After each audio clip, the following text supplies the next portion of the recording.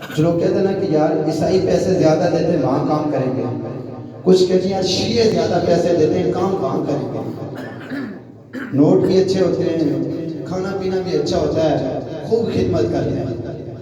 کچھ کہتے ہیں جی یہودیوں کے پاس جائیں گے ادھر کام کریں گے، اور پھر مسئلہ پوچھنے بھی آتے ہیں، کہتے ہیں جی میں ایک شیعہ کے پاس کام کرتا ہوں، میری خدمت کرتا ہے، اور اگر میں کام چھوڑوں گا تو میرا چولہا بند ہو جائے گا۔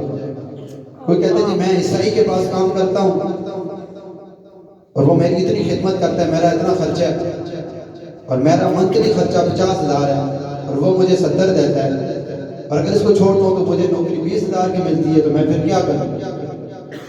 کوئی کہتا ہے جی میں فلاں بد مذہب جو نبی کا گستاخ ہے میں اس کے پاس نوکری کرتا ہوں، وہ تو مجھے پیسے زیادہ دیتا ہے، اور آپ کہتے ہو جناب ان سے ملنا جلنا نہیں چاہیے، ان کے پاس جانا نہیں چاہیے، لیکن اب میرے بچے ہیں، میرا چولہا ان سے چلتا ہے، وہ تو پیسے زیادہ دیتے ہیں، کھانا بھی اچھا دیتے ہیں، اور اپنے جو مسلمان بھائی ہیں یہ پیسے کم دیتے ہیں، پیسے کم دیتے ہیں ایمان زیادہ دیتے ہیں، اللہ اکبر۔ پیسے کم دیتے ہیں ایمان زیادہ دیتے ہیں۔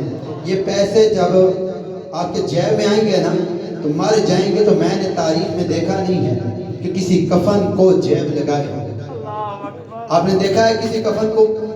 تقریباً 700 سے 800 بندوں کو میں نے کفن دیے تقریباً، اور تقریباً 200 بندوں کو میں نے غسل دیا ہوگا۔ شاید کہ یہ اڈیالہ روڈ کی کوئی گلی یا کوئی محلہ ایسا نہیں ہے کہ جس میں میرا راؤنڈ نہ لگا ہو، اور کوئی محلہ ایسا نہیں ہے کہ جس میں میں نے جنازہ نہ پڑھایا ہو۔ یہ کچہری سے لے کر تقریباً وہ ادوار چونترے تک یہ لوگوں کی ایک محبت ہے کہ وہ جنازے کے لیے بھی بلاتے ہیں اور غسل کے لیے۔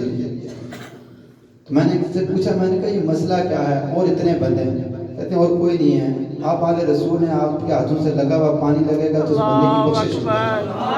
یہ ان کی اپنی محبت ہے۔ تو کچھ لوگ کہتے ہیں جی پیسے زیادہ آئیں گے، یہودی زیادہ پیسے دیتا ہے، عیسائی زیادہ پیسے دیتا ہے، نبی کا گستاخ پیسے زیادہ دیتا ہے، فلاں سے مال زیادہ آتا ہے۔ میاں صاحب کو دیکھیں کہ کیسے جھنجھوڑ رہے ہیں، کہتے ہیں بہیائی دے حلوے تو، حلوے کو انہوں نے یہ مراد نہیں ہے جو آپ حلوہ لیتے ہیں، حلوے سے مراد انہوں نے عمدہ ڈشیں لی ہیں، کہ عمدہ ڈشیں جو آپ لیتے ہیں نا کہ وہاں سے عمدہ ڈشیں ملتی ہیں۔ کہا یہ بہیائی یعنی کہ آپ جو جھکے ہوئے نا وہ نبی کی گستاخی بھی کرتے ہیں، آپ سر جھکا دیتے ہیں، جی صاحب جی خیر ہے، گزر جاتے ہیں دائیں بائیں سر جھکا دیتے ہیں، ادھر بندہ صاحب آپ کا نبی کے بارے میں بک بک کرتا ہے، ادھر ہم جھک جاتے ہیں 2 ٹکوں کی خاطر کہ یار ہمیں 2-4 ہزار زیادہ دیتا ہے۔ کہتے ہیں یہ بہیائی کا جھکنا ہے، یہ جو کھانا ہے آپ کا یہ بہیائی کا ہے، کہ اٹھاؤ اس کو اور اس بغیرت کی یاری کو چھوڑ دو۔ کہا اگر کوئی عاشق کا چوڑا ہی کیوں نہ ہو، کہا یہ صوفے صاف کرنا، یہ منجوں پہ بیٹھنا چھوڑ دو، کہا اگر جھاڑو لگانا ہے تو جھاڑو لگاؤ لیکن عاشقوں کے ساتھ رہو۔ کہتے ہیں گلیوں کے جھاڑو بہتر ہے، یہ صفائیاں کرنا بہتر ہے۔ ہو تو کوئی عاشق یا کہا منچ پہ بٹھا دیا ہے، بندہ ساتھ والا گستاخ ہے، نبی کی عزت کو نہیں سمجھتا، اس کے ساتھ بیٹھنے کا کوئی فائدہ نہیں ہے، اس کرسی کو چھوڑ دو۔ کہا وہ عمدہ کھانے کسی کام کے نہیں ہیں، کہتے ہیں اس سے بہتر یہ کہ تم جھاڑو لگاؤ، دروازے پہ کھڑے ہو جاؤ، گلیاں صاف کرو۔ کہا وہ بہتر ہے بجائے اس کہ تم ایک گستاخ کے سامنے جھک جاؤ، اور وہ جو آپ کے دین کے بارے میں بکتا ہے، جو اس کے منہ میں آتا ہے، وہ شریعت کو برا بھلا کہتا ہے، ہم کہیں گے ہماری نوکری لگی ہے۔ ایسی نوکری کا کوئی فائدہ نہیں ہے، نوکری کرنی ہے تو عاشق رسول کے پاس جو نبی کو چاہنے والا ہے، توحید کو ماننے والا ہے، رسالت پہ جھکنے والا ہے، نبی کا نام ہے تو وہ سارے کام چھوڑ کر نبی کی ذات پہ درود پڑھنے والا ہے۔ اور یار رزق رب نے دینا ہے، میں حقیقت کہتا ہوں اگر یہ پٹرول 300 تک چلا جائے ہم پھر بھی ڈالیں گے، یہ انڈا 20 کے بجائے 50 کا ہو جائے ہم پھر بھی خریدیں گے۔ یار رزق میرا رب دیتا ہے، یہ کہاں دے سکتے ہیں؟ کون دیتا ہے؟ دینے کو منہ چاہیے، دینے والا ہے سچا ہمارا نبی۔ یہ کیا سمجھتے ہیں میرے نبی مٹی اٹھا کر دیتے تھے وہ سونا بن جاتی تھی؟ ارے کیسی باتیں کرتے ہو، ذرا نہ پریشان ہونا، لیکن منافق کا کام نہیں کرنا، گستاخ کے پاس جانا نہیں ہے، گھر بیٹھتے ہیں، یہ گھاس اٹھائیں اس کو پکا کے کھائیں، یہی ساگ ہوتا ہے. کہتے ہیں یہ ساگ بہتر ہے, یہ گھاس بہتر ہے, بجائے اس کے کہ وہ عمدہ کھانے کھائیں. لیکن یاری لگانی ہے تو عاشق رسول سے. آج کئی بڑے بڑے وزیر مشیر بھی جب وہ بک جاتے ہیں تو ہم ایک ووٹ کی خاطر ہم کہتے ہیں جی یہ فلاں وزیر ہے یا مشیر ہے. ارے بھائی وزیر کی عزت تب تک کریں گے جب تک وہ عاشق رسول ہے. عشق نہیں ہے تو ہم اپنے جوتے کی نوک پہ بھی نہیں مارتے. ہمارے جوتے کی نوک بہتر ہے کہ بندے گستاخ کو ہم اپنی جوتی مس کرنا بھی پسند نہیں کرتے. نہیں ضرورت ہمیں, ہم بیٹھ جائیں گے, بھوکے مر جائیں گے. وہ وقت مجھے یاد ہے حضرت ابو ہریرہ رضی اللہ تعالیٰ عنہ نے ایک کتاب کے اندر ان کی جو روایت لکھی گی, جب میں اس کو پڑھنے لگا تو میرے دل کے رونگٹے کھڑے ہو گئے. حضرت ابو ہریرہ فرماتے ہیں, کہتے ہیں میں بھوک سے بالکل نڈھال ہو کر میں ایک راستے پہ گر گیا. کہتا میں جب راستے پہ گر گیا تو میں نے پیڑ پہ کئی دفعہ پتھر باندھے تھے. کہتے ہیں گرا ہوا تھا, میں نے کہا کوئی آئے گا مجھے لے جائے گا. کہتے ہیں حضرت ابو بکر صدیق گزرے, میں نے ان سے کلام کرنا شروع کیا لیکن کہتے ہیں انہوں نے مجھے جواب نہیں دیا. کہتے ہیں اسی راستے سے حضرت عمر گزرے. کہتے ہیں پھر میں نے ان سے بھی کلام کرنا شروع کیا لیکن انہوں نے بھی مجھے ساتھ لے کر نہیں. کہتے ہیں میں گفتگو اس لیے کر رہا تھا کہ یہ مجھے ساتھ لے جائیں, کچھ کھلائیں پلائیں, کیونکہ اب میں نڈال ہو چکا ہوں. لیکن ادھر مرنا ہے لیکن گستاخ کے پاس نہیں, عاشق کے ساتھ. کہتے اسی اثنا میں نے دیکھا دو جہاں کے تاجدار آئے, تاجدار مدینہ. ارے بی بی آمنہ کی لخت جگر کل کائنات کے سردار سید الانبیاء میرے اور آپ کے نبی گزرے. کہتے ہیں اب میں بولا ہی نہیں تھا, پہلے ہی انہوں نے کہا ابو ہریرہ چلو.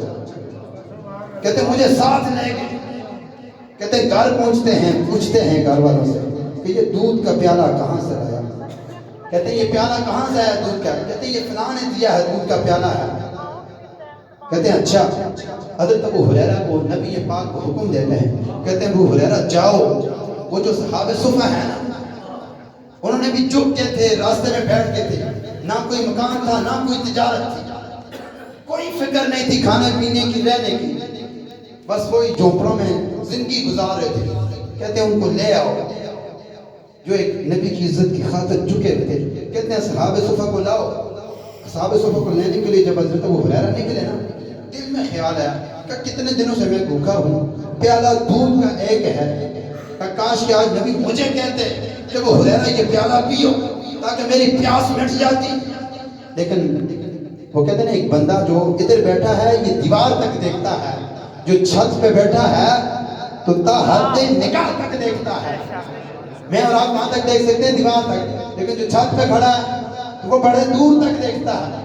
حضرت ابو ہریرہ نے اتنا ہی فیصلہ کیا, کہا کاش کہ مجھے دے دیتے, لیکن اب اطاعت کے بغیر کوئی چارہ بھی نہیں ہے, کیونکہ نبی کی بات ماننا یہ صحابہ اپنے اوپر فرض سمجھتے تھے.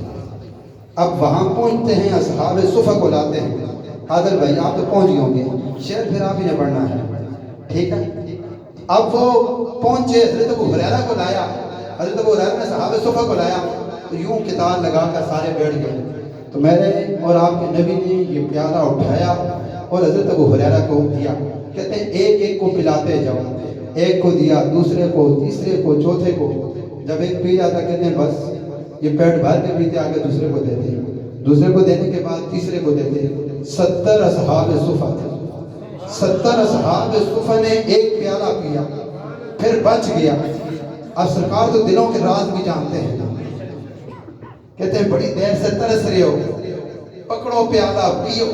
حضرت ابو ہریرہ نے ایک دفعہ پیا, سرکار فرماتے ہیں پھر پیو, پھر دوسری دفعہ پیا, پھر تیسری دفعہ پھر پیالہ دیا. کہتے ہیں پھر پیو, پھر پیا, چوتھی دفعہ دیا. کہتے ہیں اب کوئی رگ نہیں رہی جس میں دودھ نہ اتر گیا.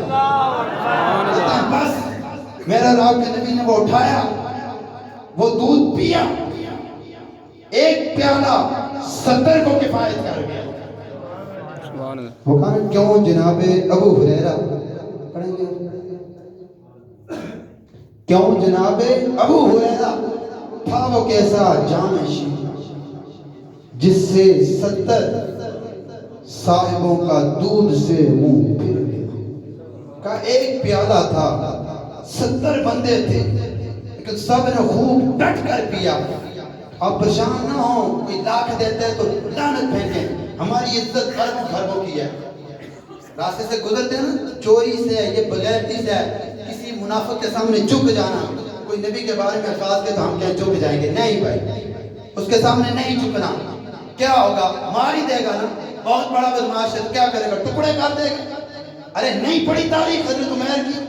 حضرت عمیر ایک جنگ کے اندر جب آپ کو شہید کیا گیا نا، جب زخمی تھے نا، تو آپ کے دل کے اندر یہ بات ہے، کہتے ہیں میں نے تو رب سے یہ دعا مانگی تھی کہ میرے 2 ٹکڑے نہ ہوں. کبھی تو مجھے چند زخم ہوئے، میں نے تو یہ دعا مانگی ہے کہ نبی کی ذات پر یوں مرنا ہے کہ میری فوٹیں کی جائیں، داغوں میں پروئی جائیں، اللہ اکبر. اور پھر داغوں کی کتاریں لگائی جائیں.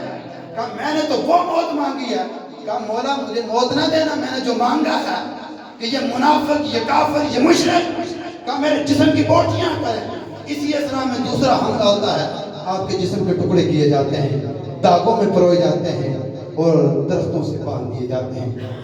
تو پھر آپ کے ایک ایک قطرے سے یا رسول اللہ کی صدا اللہ اکبر. یار کوئی بڑے سے بڑا بدماش ہے تو کیا کرے گا؟ مار دے گا. مرنا تو ویسا ہی ہے. اگر نبی کی عزت کی خاطر مار جائیں تو اور کیا چاہیے؟ جب آپ سے پوچھا جائے گا کہ بتائیں اس شخصیت کے بارے میں، قبر میں داخل کیے جائیں گے تو 3 سوال ہوں گے کہ نہیں؟ پہلا سوال مر ربو کا، ما دینو کا. تیسرا سوال ما کنت تقول فی حق ھذا الرجل، اس ہستی کے بارے میں. تو پھر آپ اٹھ نہیں جائیں گے؟ یار آپ کی خاطر ہم نے جان لٹائی ہے، یہ ٹکڑے آپ کی خاطر کروائیں. ممتاز قادری نے کیا کہ گورنر کو اڑا دیا. اس نے کہا کوئی نہیں ہے، پھانسی کے پھندے ایک نہیں 10 پہ چڑھائیں. مرنا تو ویسے ہی ہے، کل کیا پتہ کسی بری موت میں مرے. آج نبی کی عزت پہ کیوں نہ مار جائیں، تاکہ قبر میں جب سرکار آئیں گے تو آپ کی خاطر جان دی ہے. یار کوئی بڑے سے بڑا یہ نہ سوچا کرے، پالنے والا رب ہے، رزق رب دیتا ہے. یہ جتنا ہمارا رزق تنگ کرتے جائیں گے، ہمارا رب ہمیں اتنا بڑھاتا ہے. میں حقیقت کہہ رہا ہوں، یہ جتنی مہنگائی کرتے جائیں گے، جو منافق جو مرضی کرتے جائیں، ہمارا رب ہمیں اور دیتا جائے گا. خود حیران ہوں گے. تو پریشان ہونے کی ضرورت نہیں ہے. آسیو تھام لو دامن مصطفیٰ. جس نبی کے ساتھ ہم نے لگائی ہے، جس کے آگے جھکے ہیں، وہ ہمیں کبھی بے سہارا نہیں چھوڑیں گے. لہذا وہ جو شعر انہوں نے پڑھا تھا، ایک دفعہ اس کو سنائیں تو پھر میں اس کی تشریح کو ختم کروں. وہی بہیائی دے حضرت بے